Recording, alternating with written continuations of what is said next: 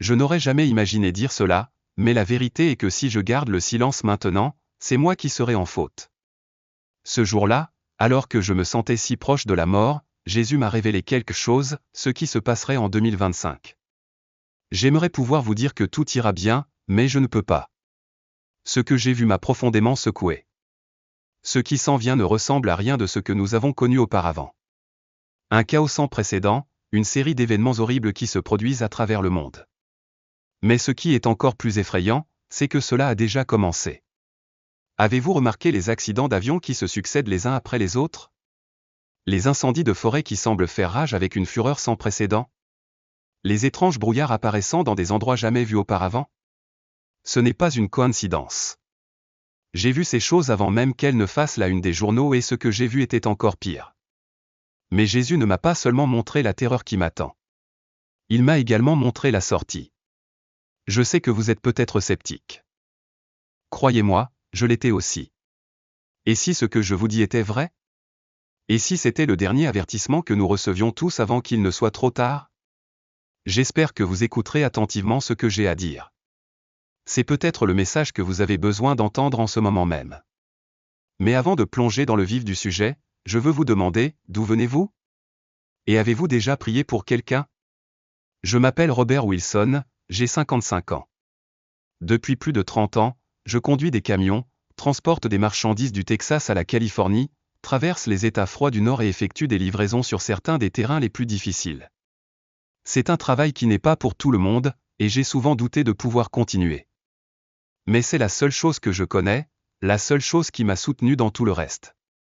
Cela a toujours été là pour moi quand rien d'autre ne l'était.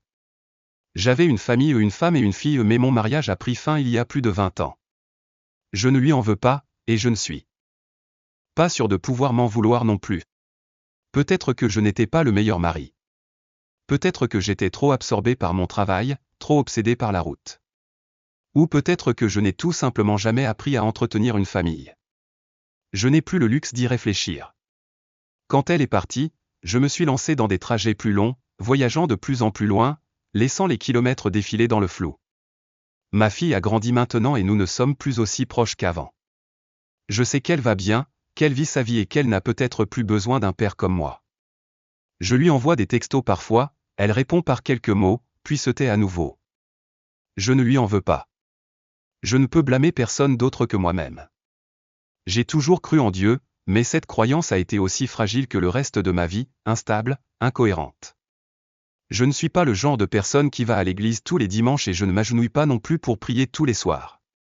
Je crois simplement qu'il existe une puissance supérieure, quelqu'un qui veille sur nous, même si. Je me demande souvent s'il se soucie vraiment de quelqu'un comme moi, un homme avec une vie simple et banale.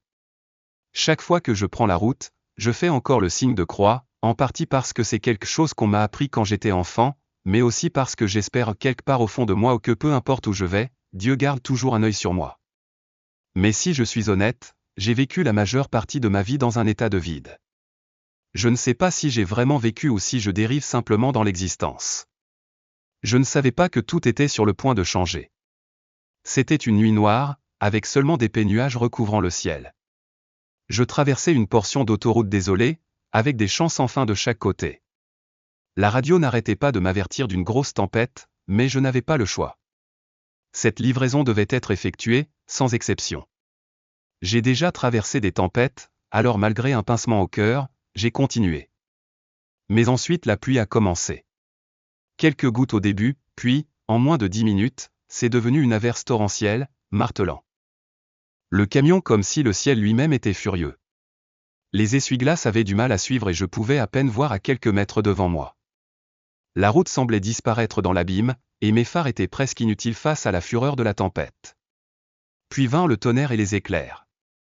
Ce n'était pas juste un éclair dans le ciel, c'était comme si le monde était déchiré à chaque éclair. J'ai traversé des tempêtes à plusieurs reprises, mais cette nuit, quelque chose m'a semblé différent. Il y avait un malaise dans ma poitrine, le sentiment que quelque chose de terrible était sur le point de se produire. J'ai essayé de repousser cette pensée, mais ensuite, une image m'est venue à l'esprit, un rêve que j'avais fait quelques semaines plus tôt. Je ne fais généralement pas attention aux rêves, mais celui-ci me semblait si réel, si vivant. Dans ce document, je me tenais au milieu d'un terrain vague, le vent me fouettait, le ciel devenait plus sombre, tandis que d'énormes colonnes de vent tourbillonnant s'élevaient de la terre. C'était une tempête comme je n'en avais jamais vu, mais ce n'était pas la tempête qui me hantait. C'était la voix. Une voix qui résonnait à travers le rêve, disant « La tempête approche, Robert. » Se préparer. À l'époque, je ne savais pas ce que cela signifiait. Je pensais que c'était juste mon esprit qui me jouait des tours après trop d'années de conduite dans des conditions difficiles. Mais maintenant, alors que je luttais contre la pluie et le tonnerre, ce rêve a refait surface, et je ne pouvais pas me débarrasser du sentiment de terreur qui s'installait dans mes os. Quelque chose n'allait pas. J'ai serré plus fort le volant, les yeux fixés sur la route, alors que le sentiment d'urgence continuait de monter en moi. C'était comme si une force invisible me poussait vers quelque chose d'inévitable. Puis, sorti de nulle part, je l'ai vu. Une silhouette se tenait au milieu de la route, juste dans le faisceau de mes phares. Une vieille femme, immobile sous la pluie. Je ne pouvais pas distinguer son visage, mais quelque chose dans sa présence me semblait étrange. Il n'y avait aucune voiture en panne, aucun signe indiquant qu'elle avait besoin d'aide. Mon cœur s'emballa.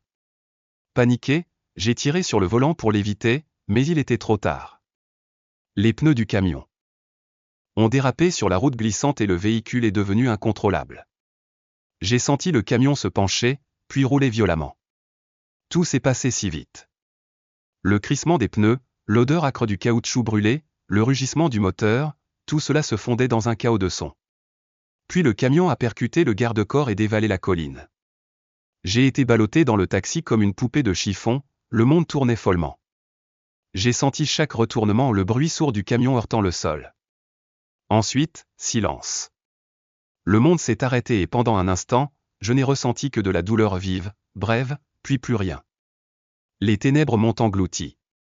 Je ne sais pas combien de temps s'est écoulé, mais quand je me suis réveillé, je me suis retrouvé à flotter dans un espace étrange et brumeux.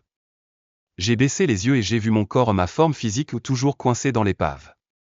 Mais curieusement, je n'ai ressenti aucune douleur. Il n'y avait aucune peur, juste le vide. C'était comme si je n'étais pas vraiment là, juste suspendu dans le vide, ne sachant pas où j'étais ni ce qui se passait. Soudain, j'ai senti une force me tirer, m'entraîner sur un chemin sombre.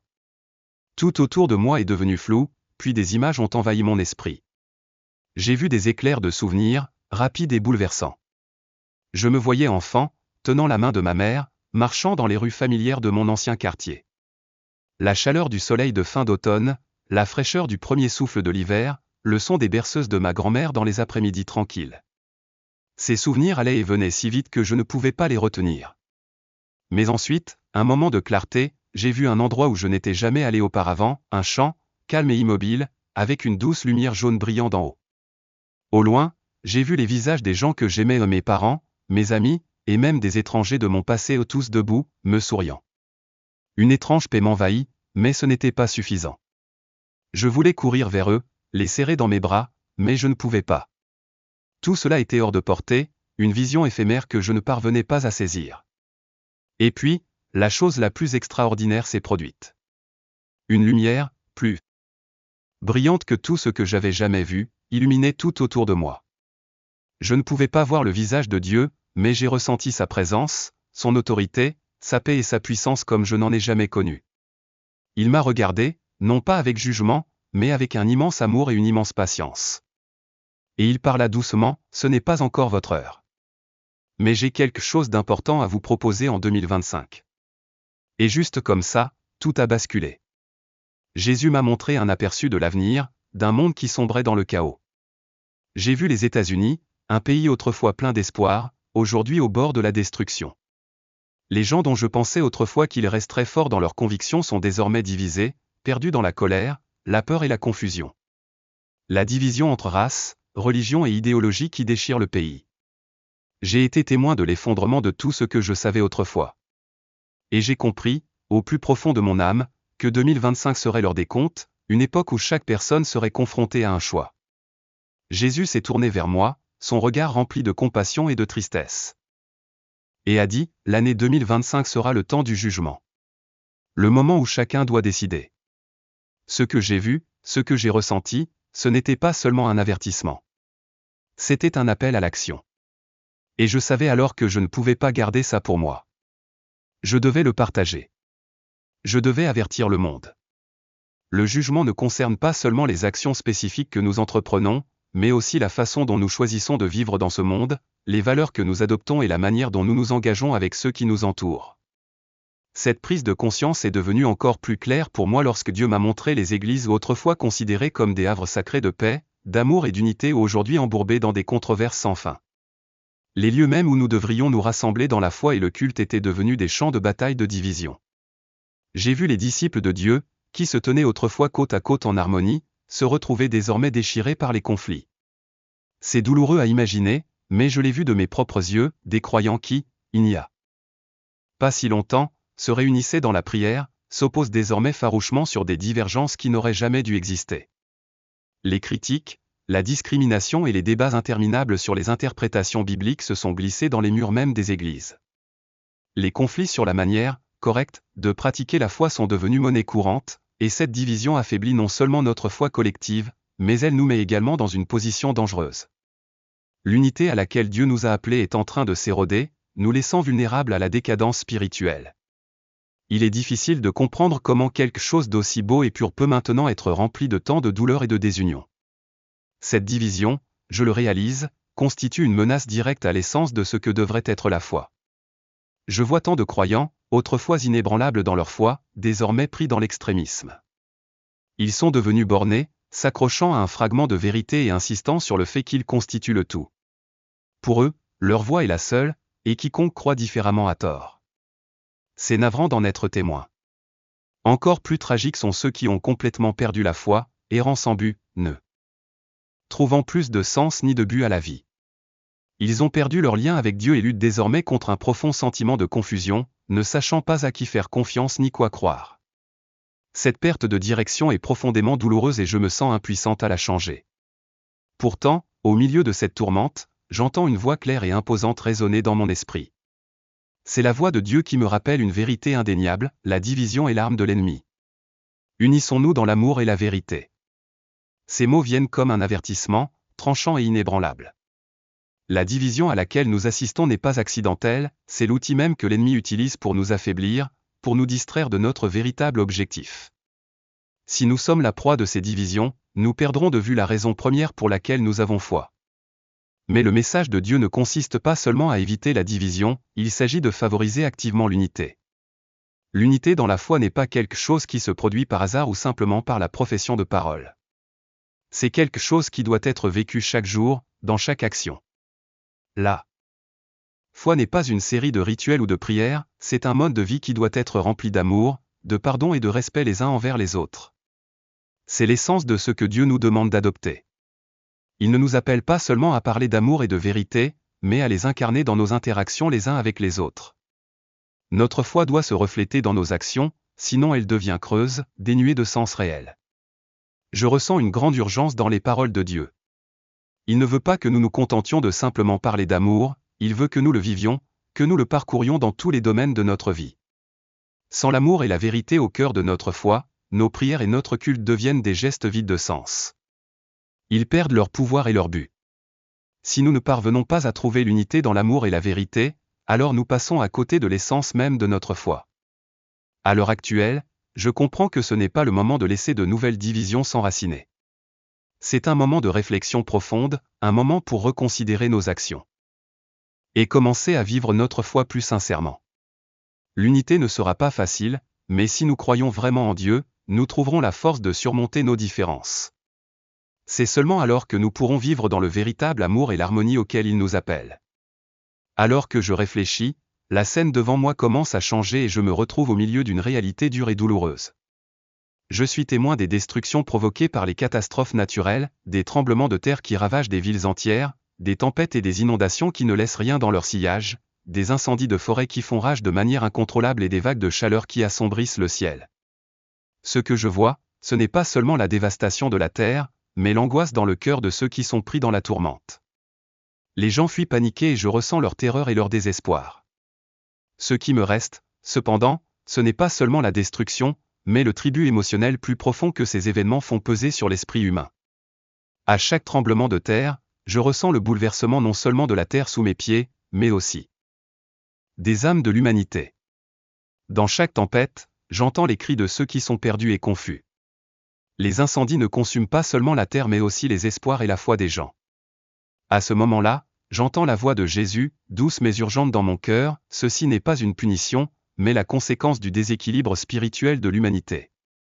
Ces paroles me frappent avec la force de la vérité et je suis tiré de mes pensées. Le message de Dieu devient plus clair pour moi. Les catastrophes naturelles auxquelles nous assistons ne sont pas des châtiments divins, mais plutôt les conséquences d'une humanité qui a perdu contact avec son propre esprit et avec le monde naturel. Dans notre quête sans fin de gains matériels et de pouvoir, nous avons oublié les valeurs fondamentales que sont l'amour, la compassion et le respect de la création. Nous nous sommes détournés des choses mêmes qui pourraient nous guérir, le lien spirituel profond les uns avec les autres et avec la terre. Les guerres, l'avidité, les inégalités sociales, tout cela est le résultat d'un monde déséquilibré, d'un monde qui a négligé sa santé spirituelle. Alors que je me tiens là, au milieu du chaos, je ressens une profonde tristesse non seulement face à la dévastation physique, mais aussi face à la crise spirituelle à laquelle l'humanité est confrontée. Dieu continue d'expliquer que lorsque l'humanité perd sa capacité à vivre dans l'amour et la compassion, le monde qui nous entoure reflète ce déséquilibre. La terre, dans sa fureur, reflète la tourmente des cœurs humains. Cette prise de conscience est comme une lumière dans les ténèbres, m'offrant une nouvelle compréhension. Les catastrophes naturelles ne sont pas la volonté de Dieu, ce sont les signes d'un monde qui sombre dans le désordre, d'un monde qui a perdu le sens de l'équilibre. Dieu ne veut pas que nous souffrions ces souffrances. Il veut que nous guérissions, que nous retournions à notre vraie nature d'amour et de compassion. Guérir la terre commence par guérir nos âmes. Lorsque nous rétablirons notre équilibre spirituel, nous guérirons non seulement la planète, mais nous restaurerons également la paix et l'unité que Dieu a voulu pour l'humanité. Après la vision de la destruction de la nature, Dieu m'a permis d'assister à une autre transformation. J'ai vu des quartiers autrefois remplis de vie, désormais silencieux et abandonnés. Les magasins autrefois très animés étaient fermés, couverts de poussière. Les chômeurs cherchaient désespérément du travail alors que l'inflation montait en flèche chaque jour. C'était comme si le vieux monde s'effondrait, le système même sur lequel l'humanité s'était appuyée pendant si longtemps était au bord de l'effondrement. Jésus est apparu à nouveau à mes côtés, sa présence lourde de tristesse. « Robert, dit-il, ce système ne peut plus être maintenu. Il est construit sur une base d'avidité et d'égoïsme. Il est temps de reconstruire, mais pas de la façon dont vous le pensez. » J'ai ressenti la gravité de ces paroles au plus profond de moi. Le système économique mondial, axé sur la recherche de richesse et de pouvoir, ne peut plus perdurer. Un système qui ne sert qu'une minorité au détriment du plus grand nombre n'est plus viable. Dieu a parlé d'une nouvelle manière, d'un nouveau système où la justice, la compassion et le partage sont les piliers. Il s'agit d'un système fondé sur l'idée que la richesse et le pouvoir doivent être partagés et non thésaurisés. C'est un monde où les besoins des personnes vulnérables sont satisfaits et où l'amour et la compassion guident nos actions. J'ai pensé aux injustices dont j'ai été témoin tout au long de ma vie, à la disparité entre une poignée de riches et une majorité de personnes en difficulté. Les paroles de Dieu ont clairement montré que ce système économique, qui accorde de la valeur uniquement à l'argent et au pouvoir, est non seulement injuste, mais spirituellement en faillite. Aux yeux de Dieu, l'économie n'est pas un outil de gain personnel, il est censé servir tout le monde. C'est un moyen de garantir que tous aient des opportunités, un lieu où les riches partagent avec ceux qui sont dans le besoin, où personne n'est laissé pour compte. Cette vision était claire pour moi, la véritable prospérité ne se construit pas sur la souffrance des autres. Elle repose sur la responsabilité partagée, la compassion et la justice. Alors que je restais là en silence, le poids des paroles de Dieu pesait sur moi. Ce n'était pas simplement un conseil, c'était un appel à l'action. Le monde a atteint un point de rupture et il est temps de changer. Puis, dans un moment de calme, le monde autour de moi a semblé se figer. Tout est devenu calme, ne laissant que moi. Et Jésus. Il ne parlait pas, mais son regard était intense, comme s'il essayait de me montrer quelque chose de critique. Soudain, des images se sont présentées à moi, des hommes vêtus de beaux vêtements, debout avec assurance sur de hautes plateformes, se proclamant sauveurs, promettant de guider les autres hors des ténèbres. Leurs paroles étaient douces et convaincantes, attirant les gens avec des promesses de salut. Mais pendant que je regardais, j'ai ressenti un étrange malaise, le sentiment que quelque chose n'allait pas. Jésus m'a regardé, ses yeux cherchant les miens. « Robert, dit-il doucement, ce sont de faux prophètes. Ils manipulent les peurs et l'insécurité des gens, utilisant le chaos de 2025 pour attirer les faibles et les aveugles. Ils promettent le salut, mais ils ne recherchent le pouvoir que pour eux-mêmes. Ces paroles résonnaient avec une autorité discrète mais inébranlable. J'ai compris tout de suite. Ces faux dirigeants profitaient des peurs et des angoisses de l'époque, les utilisant pour construire leurs propres empires, non pas de foi, mais de contrôle. Les gens qui les suivirent étaient perdus, le cœur rempli de vaines promesses. Ils ne pouvaient pas voir la vérité et ils étaient égarés. Comment pouvons-nous discerner la vérité, Seigneur ? Ai-je demandé, ma voix tremblante de peur. Comment pouvons-nous savoir qui parle vraiment pour toi, et qui utilise simplement notre foi pour son propre gain ?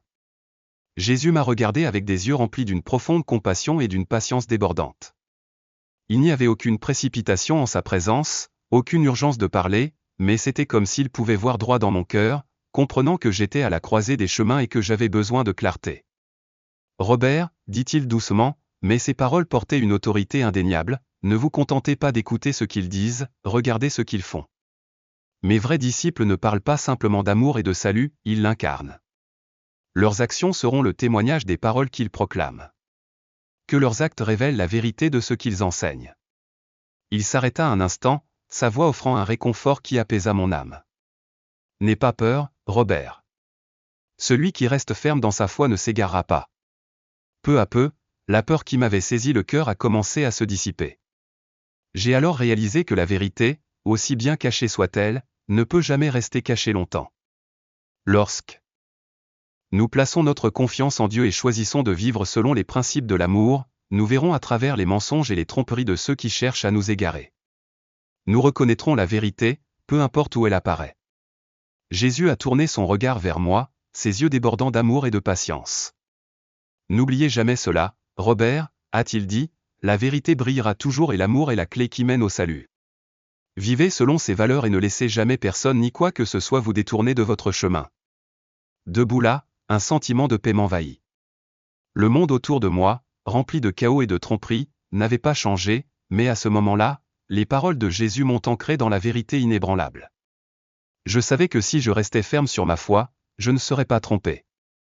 Malgré toute cette agitation, il y avait encore de l'espoir. Alors même que j'étais témoin de la souffrance et de la confusion autour de moi, j'ai commencé à voir des étincelles de lumière percer les ténèbres. Au milieu de toute cette douleur, j'ai observé un profond sentiment d'humanité encore vivant. Les pauvres, les abandonnés et les opprimés. Des gens entourés de colère et de peur se rassemblaient. Ils ont partagé le peu qu'ils avaient, s'entraidant et se protégeant d'une manière qui défiait la dureté du monde. Je pouvais très bien imaginer un petit groupe, pas très nombreux, mais chaque personne étant prête à partager un repas, une boisson, ce qu'elle avait, avec d'autres. Ils n'ont pas laissé la pénurie, la division ou la peur les séparer. Au lieu de cela, ils savaient dans leur cœur que, en ces temps difficiles, l'amour et l'attention mutuelle étaient les seules choses qui pouvaient soutenir l'espoir. Je me souviens d'un petit village que j'ai traversé, où une mère a ouvert sa porte à une famille qui avait besoin d'un abri. Elle leur a offert le peu de pain et d'eau qui lui restait, alors qu'elle et ses enfants avaient à peine de quoi passer la journée. Mais ni la mère ni ses enfants ne se sentaient privés, car la compassion dans leur cœur remplissait les espaces qui autrement auraient pu être vides. La paix dans cet acte de gentillesse était palpable.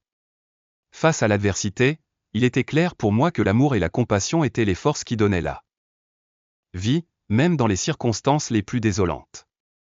Je n'ai pas pu m'empêcher de me souvenir des paroles que Jésus m'avait dites. Robert, avait-il dit, la compassion est la vraie force. Ce n'est pas une faiblesse, mais une force qui peut vaincre toutes les épreuves.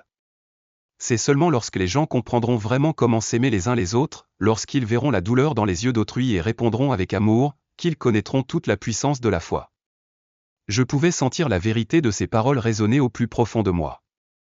La compassion n'est pas quelque chose qui vient d'en haut, ni un acte de charité, c'est un sentiment partagé, une connexion profonde et sincère. Jésus nous avait non seulement appris à nous aimer les uns les autres quand la vie était facile, mais aussi à aimer surtout quand tout autour de nous s'effondrait. C'est dans ces moments de désespoir que l'amour est devenu non seulement une bouée de sauvetage mais aussi l'arme la plus puissante contre les ténèbres. Jésus m'a aussi parlé de pardon. Le pardon, Robert, ne consiste pas seulement à guérir les relations. Il s'agit également de guérir l'âme, a-t-il expliqué. Le pardon n'est pas la même chose que l'oubli. Il s'agit de se libérer des chaînes du ressentiment. Lorsque vous pardonnez, vous ouvrez la porte à la guérison, non seulement pour l'autre personne, mais aussi pour vous-même. Ce n'est que par le pardon que vous pourrez atteindre la vraie liberté. Vous ne serez plus accablé par les blessures du passé et vous commencerez à voir la lumière, même dans les jours les plus sombres. Le pardon est le chemin vers la paix, et c'est la clé pour guérir toutes les blessures. En réfléchissant aux personnes que j'avais rencontrées au cours de mon voyage, en particulier celles vivant dans de petites communautés très unies, j'ai réalisé qu'elles avaient véritablement adopté les leçons de compassion et de pardon. Ce n'était pas pour eux de simples paroles, ils étaient le fondement de leur vie. Ils vivaient d'amour et ne se contentaient pas d'en parler. Et en cela, j'ai vu une force qui ne ressemble à aucune autre, une force qu'aucun défi ne pourrait briser. J'ai fini par comprendre que c'était là, en fait, la véritable source de force, l'amour et la compassion qui ne peuvent être brisés par les difficultés. Je crois maintenant que si nous vivions tous de cette façon, le salut serait non seulement à notre portée, mais aussi pour toute l'humanité. La voix de Jésus résonnait clairement dans ma mémoire. Restez fort, Robert. Votre foi sera votre bouclier. Ceux qui s'accrochent à leur foi ne seront vaincus par aucune tempête. La foi est la plus grande force, la lumière dans les nuits les plus sombres.